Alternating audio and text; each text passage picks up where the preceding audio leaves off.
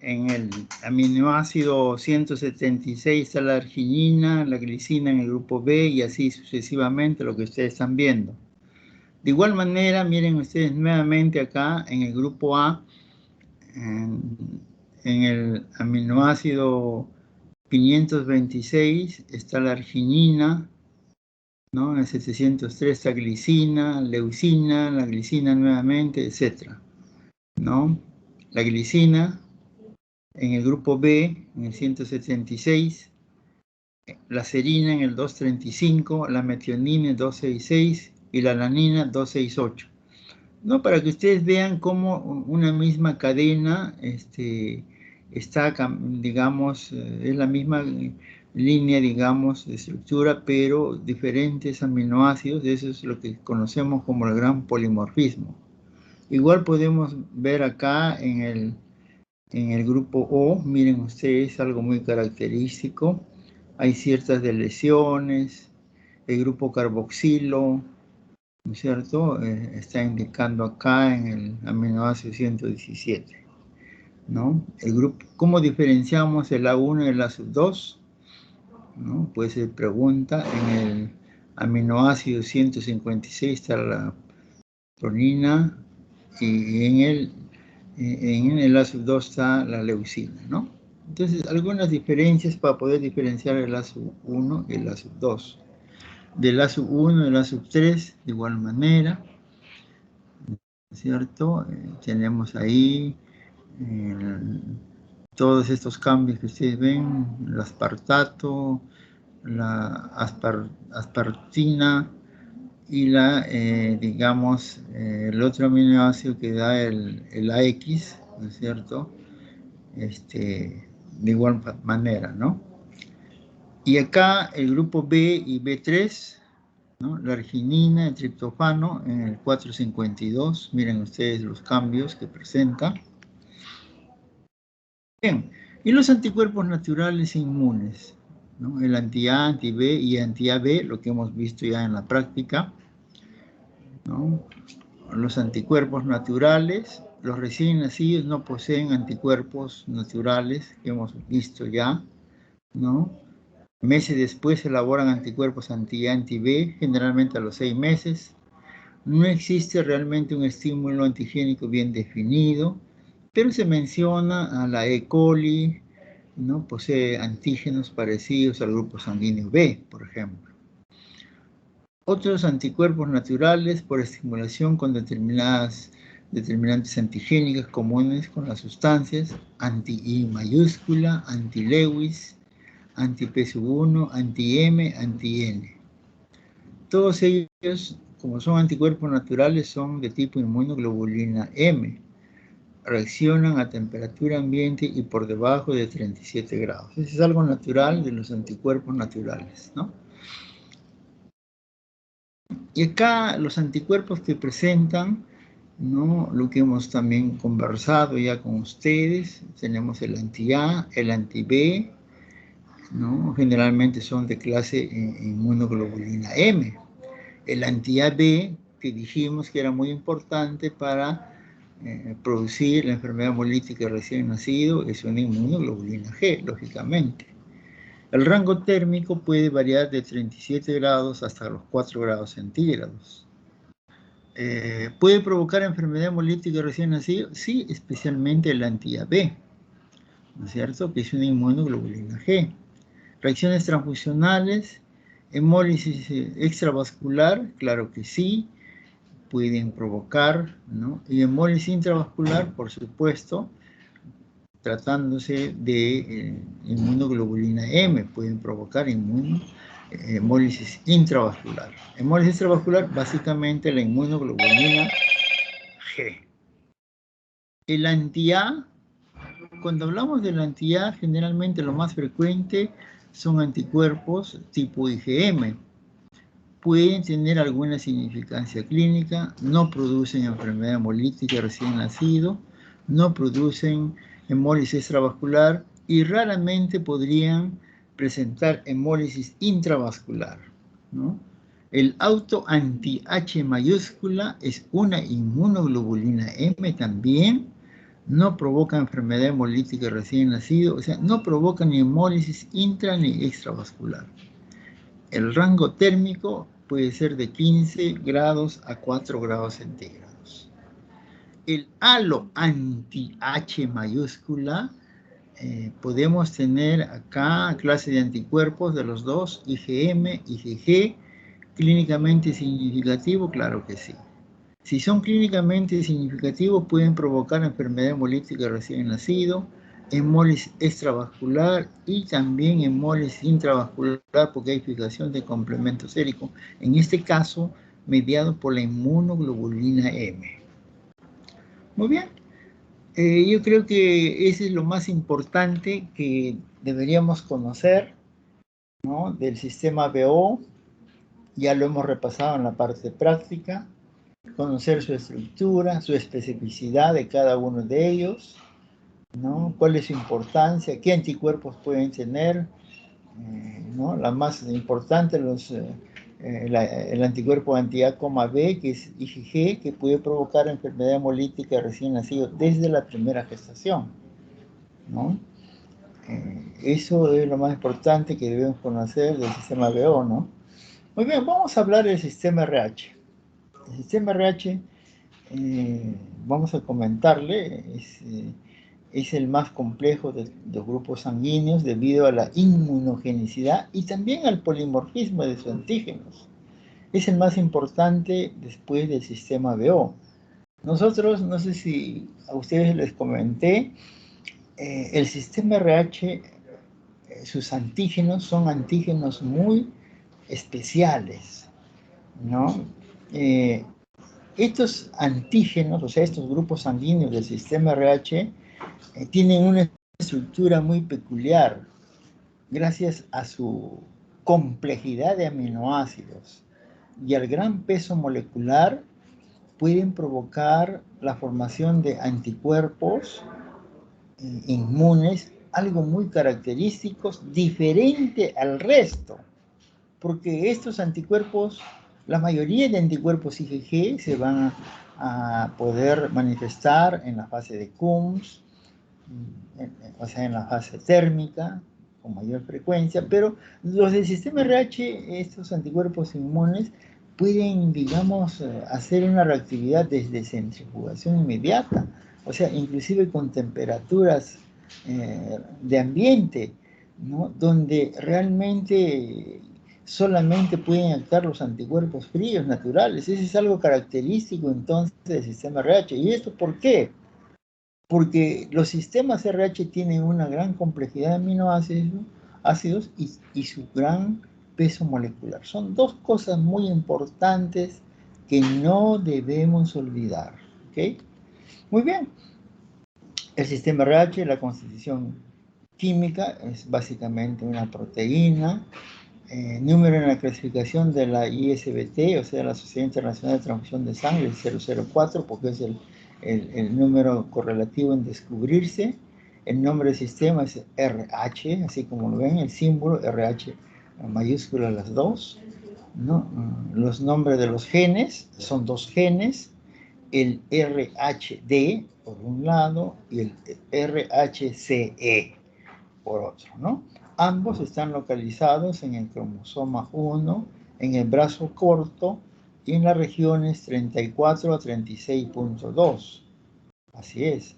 Número de antígenos, miren ustedes, hay 56 antígenos o grupos sanguíneos, de los cuales 7 son obsoletos, ¿no? 7 son obsoletos. Ya lo hemos visto también cuando hemos hablado de los números obsoletos en la clase anterior. Bueno, y aquí una breve historia del sistema RH.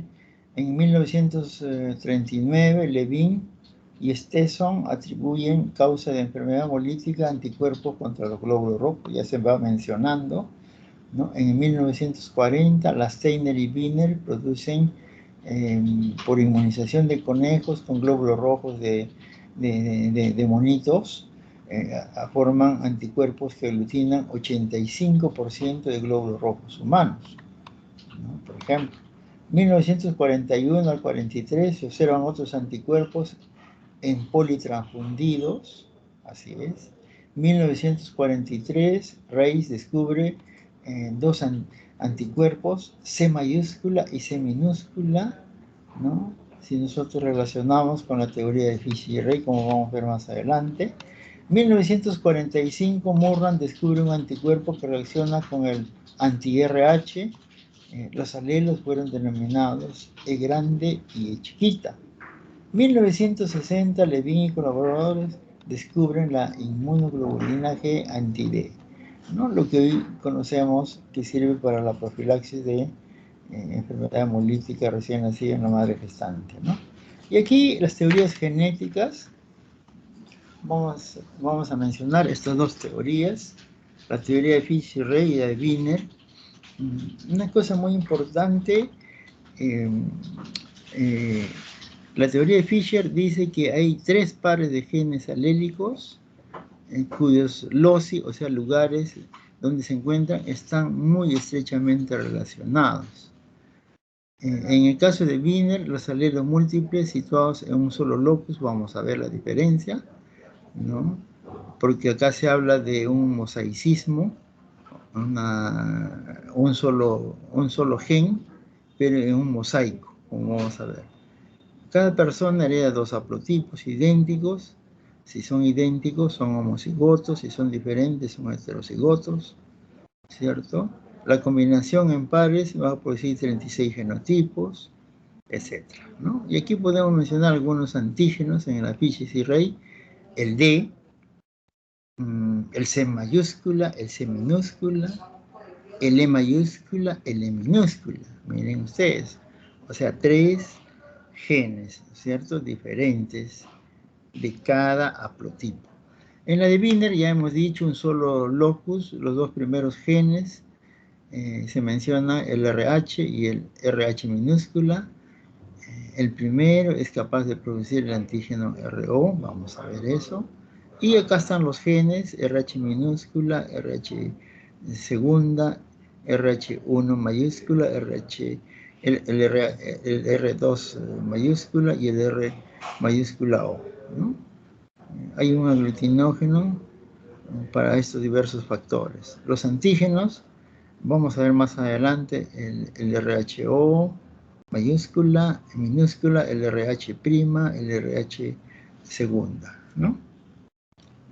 No son teorías, y acá está la teoría de Fischer-Rey que dice, pues, que hay 3 genes, uno en cada haplotipo, ahí está, uno en cada progenitor, lo que menciona, ¿no? De igual manera, acá están, miren, ven, están distribuidos en un universo, lo estamos viendo, uno de un progenitor y el otro de otro progenitor. O sea, hay 3 genes, dice la teoría de Fischer-Rey. La de Wiener, diferente, dice que solamente hay un gen. Hay un gen, pero que se expresa como un mosaico, con varios determinantes, ¿no? Por ejemplo, vamos a ver el RH mayúscula 0, que tiene solamente el antígeno D, y todos el resto son E minúscula, C minúscula. El R mayúscula 1, que quiere decir que está el D mayúscula y está el C mayúscula. No está, solamente le acompaña el E minúscula. El R2 está el D mayúscula y están los 2 mayúsculas, el C y el E mayúscula, ¿no? Perdón, el R2 es cuando está el D y está el E mayúscula, nada más. El R mayúscula Z es cuando está el D y está el E grande y está el C grande. Lo vamos a ver ahorita en una figura.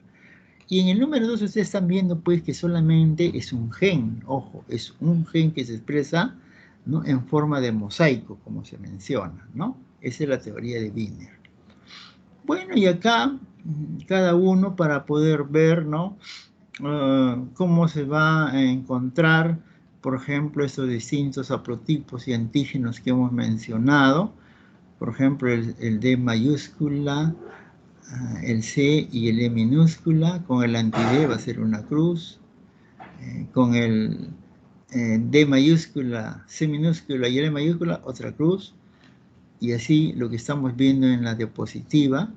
expresiones diferentes que vamos a tener acá, ¿no? En esta columna de la izquierda son los antisueros correspondientes, que lógicamente lo que encontramos ahí, por ejemplo, si no está el antígeno correspondiente va a ser negativo, si está, se va a expresar, ¿no? Más o menos eso es lo que quiere decir esta diapositiva.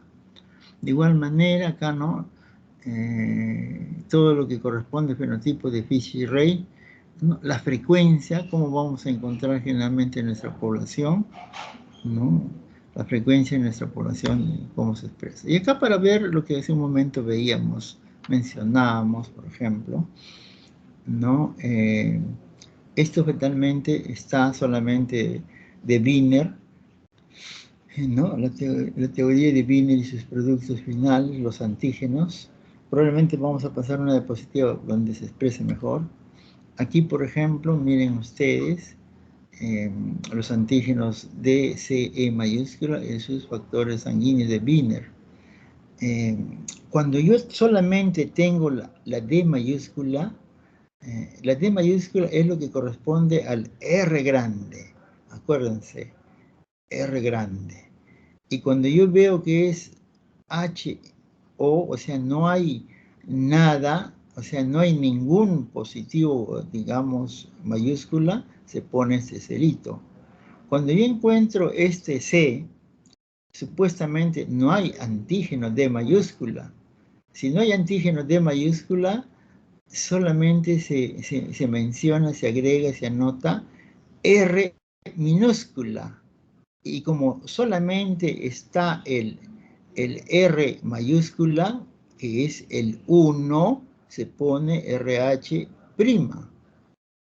Y cuando solamente hay el D mayúscula, no hay D, por eso que no hay R mayúscula, sino R minúscula, RH, se pone la segunda. El E es la segunda. Y cuando se menciona que es así, C minúscula, ¿no? De igual manera se puede anotar, ¿no es cierto?, como esta prima y el E chiquita como la segunda, ¿no? Más o menos ahí para que puedan ver, ¿no? Y acá podemos verlo mejor, miren, ve ustedes, ¿no? Está mejor acá esta explicación. El R1, acuérdense, esta R es del antígeno D. Antígeno D mayúscula. Hasta acá hay D. Miren, ve, acá está todos D. Todos D. ¿Ok? Cuando yo digo R1, quiere decir el que sigue después es el C grande. El C grande es el 1. El 1, acuérdense. ¿Ya? Entonces, acá yo tengo el C grande, por eso decimos R1. El R2 será el D con el que sigue, este es el segundo. Así es, por eso es R2, en la teoría de Wiener. El R0, el R, acuérdense que es el D mayúscula, pero no hay ninguna grande, no hay mayúsculas. Y como no hay mayúsculas grandes, o C ni E, se pone el 0. Y el RZ, el R mayúscula, acá está, el D mayúscula, el C grande y el E grande es cuando está presente los dos y se pone Z. El R minúscula es cuando no hay el D mayúscula. Supuestamente está el D minúscula, ¿cierto? Nada más. No hay ninguno del resto mayúscula. Y el R' es cuando está el D minúscula y está el C grande, que es el primero. Acá está el C grande, es la prima. Y el R2 es cuando está el D grande. Así es, ¿no? Y este finalmente, el D minúscula y el C grande y C y E grande están mayúsculas, ponemos que es R chiquita y la I griega, así como ustedes lo están viendo. ¿Ya? Yo creo que esto está más explicadito que el resto. ¿Ok? Bueno, acá se menciona también una teoría genética de Rosenfield, ¿no? Una nomenclatura, algo diferente, pero solamente para mencionar, el fenotipo se expresa acá colocando el signo negativo antes del número correspondiente, ¿no?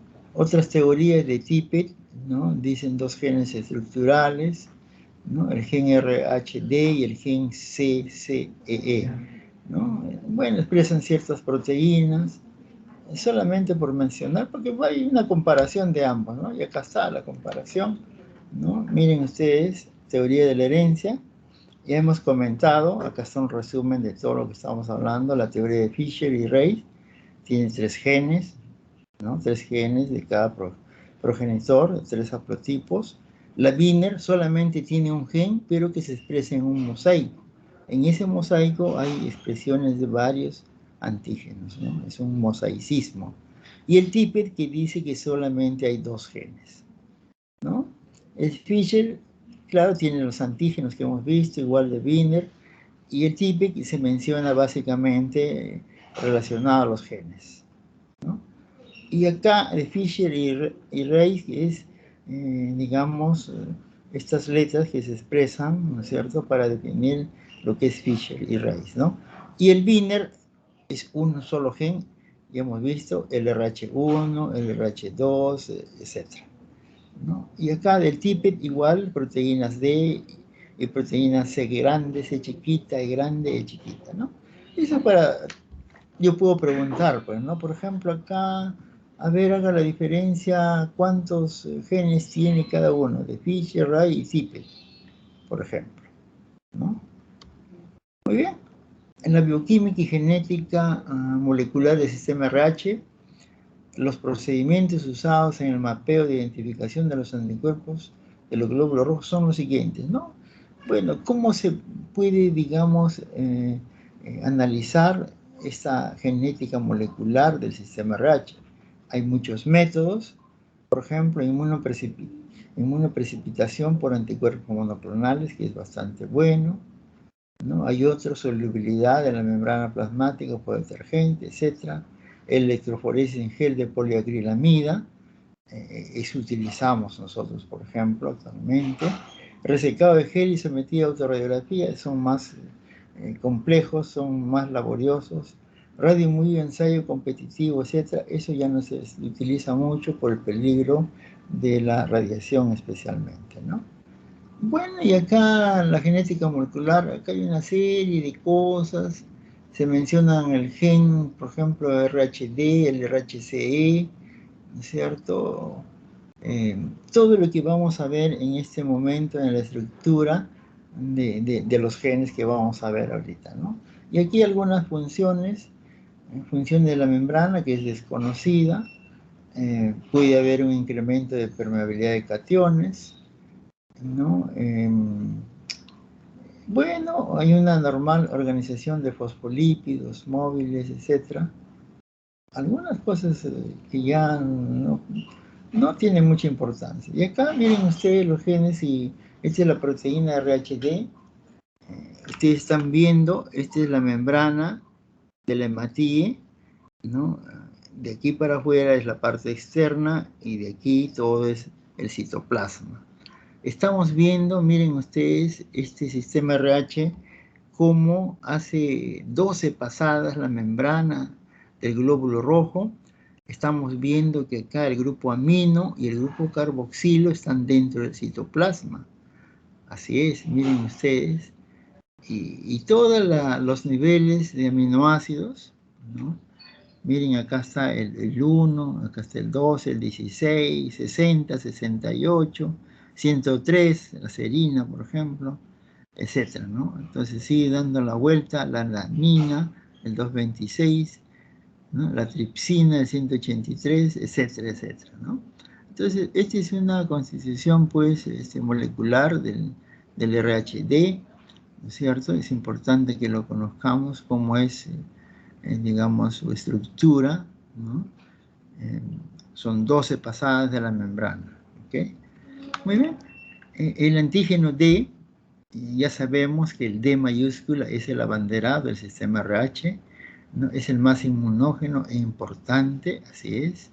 80% de RH negativo, si reciben sangre RH positivo, van a formar anti-D. O sea, siempre hay un porcentaje que no va a formar anti-D, ¿no? O sea, nosotros en casos extremos podemos poner sangre RH positivo a un RH negativo. Y hay la posibilidad que no formen un anti-D. O sea, acá según esta expresión hay un 20% que no forman anti-D, ¿no? La expresión del antígeno D variable de acuerdo a las etnias, de acuerdo a las razas, de acuerdo a las localizaciones. Pero sí es importante que vamos a tener a variantes de los antígenos D mayúscula.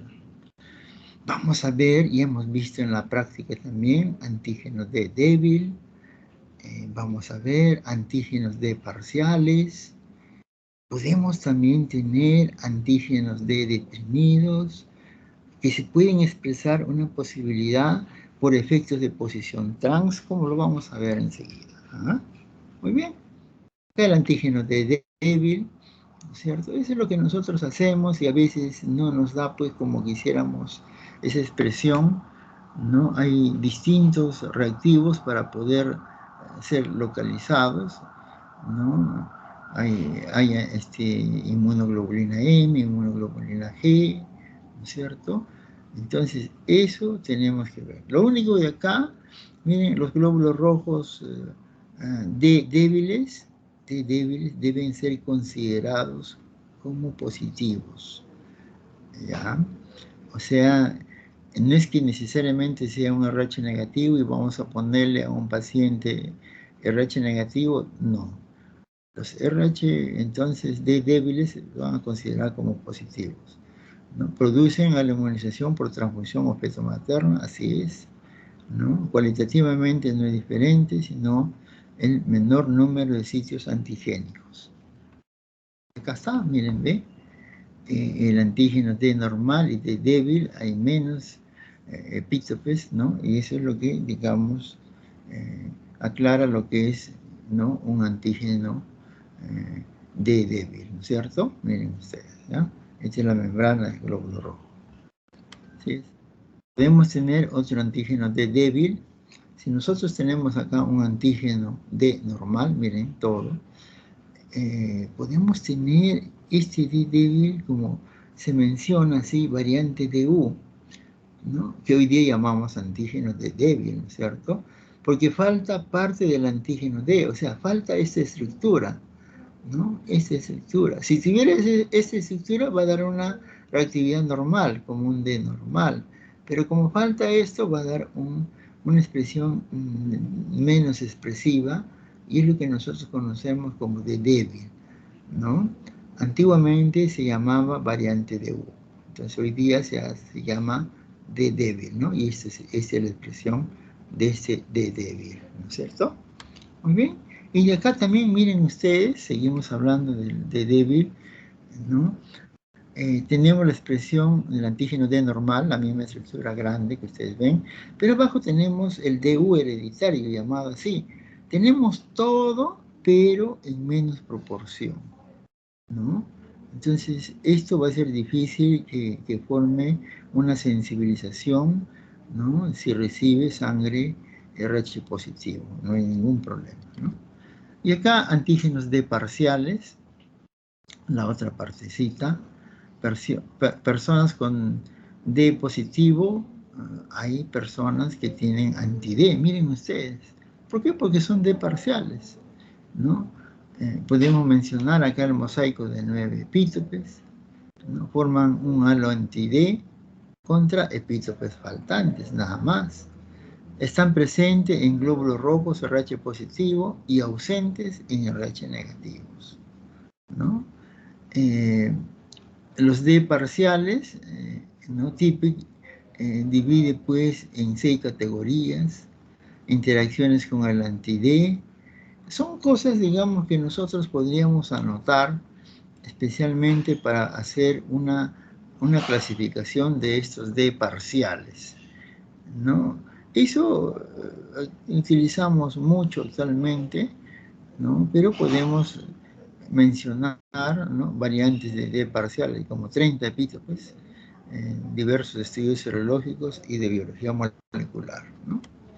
Y acá están, miren ustedes las categorías, ¿no? De estos D débiles, ¿no? Epítopes diferentes que son marcados y de acuerdo a ello de acuerdo a esta expresión podemos dar esas categorías, ¿no? Estos D parciales, ¿no? Esa es la nomenclatura que se le da a estos D parciales, ¿no? De igual manera acá es ya un poquito más complejo, ¿no? Distintos tipos de débiles, ¿no?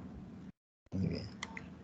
Y este sí va a ser muy importante, miren ustedes, el antígeno D deprimido por efecto de trans con respecto al antígeno C. Esto también es fácil como interpretar. Normalmente, miren señores, el D, ustedes lo ven acá junto al C. Si el D está junto al C, nosotros decimos el C está en posición cis con respecto al D. O sea, están juntitos, eso es lo que se dice. Y esta característica nos va a dar una expresión normal del antígeno D. Ya, miren ustedes esta expresión, en el otro lado está todo negativo, digamos, ¿no? Muy bien, esta misma expresión, pero miren ustedes, en posición trans. ¿Qué quiere decir posición trans? Esta C que ustedes están viendo en el otro prototipo estaba pues al lado del D. Ahora está separado al otro prototipo, ¿no es cierto? Ustedes lo están viendo. Por ese hecho se llama que el C está en posición trans con respecto al D. Es como si transportada al otro lado, digamos, para que ustedes no se olviden, ¿no? Este hecho que esté separado y esté en el otro haplotipo es que va a dar como una expresión como un fenotipo DU, ¿ya? O un D deprimido, podemos llamarle. Eso tenemos que tener en cuenta, puede ser pregunta de examen, ¿no? Y acá, sueros usados para detección del antígeno D, tenemos una gran variedad. Todo lo que son humanos, lo que ustedes están viendo a este lado izquierdo, son humanos. Cuando se tiene un antisuero humano, se dice pues que son policlonales. Y cuando son por hibridomas, se llaman monoclonales, ¿no? Para que ustedes vean, ¿no?, la gran variedad, hibridomas a un ratón, hibridomas humanos, contra 9 epítopes, ¿no? Monoclonal y mezcla, monoclonal, suero anti-D. Hoy en día nosotros tenemos que comprar un antisuero anti-D mezcla, ¿no? Esa mezcla es importante para poder determinar bien el antígeno D, ¿ya? Para ver el otro genotipo, miren ustedes, el RHCE, para que ustedes vean también, son de 12 pasadas, ¿no? La membrana del glóbulo rojo, tenemos la membrana del glóbulo rojo. El grupo amino y el grupo carboxilo también están dentro del citoplasma, ¿no? Y todo lo que van a provocar, miren ustedes, los cambios a diferentes niveles de aminoácidos, los aminoácidos que van a estar reemplazados, por ejemplo, acá la tripsina, lisina, glicina en el 43, serina, prolina en el 103, etcétera, ¿no? Esos son algo que les va a dar la variabilidad y la estructura de cómo es cada uno de los genes. Nosotros hemos mencionado que en el sistema RH hay solamente 2 genes, ¿no es cierto? Y eso es lo que están explicando aquí. Los anticuerpos del sistema RH, claro que sí, son clínicamente significativos, y esos son de la clase inmunoglobulina G, y por lo tanto puede provocar enfermedad hemolítica recién nacido. El rango térmico de 37 grados a 4 grados. Pueden provocar hemólisis extravascular, lógicamente. Intravascular, muy raramente. Y nada más esta partecita. Vamos a hacer la clase siguiente. Delegado, tenemos tiempo todavía, ¿no?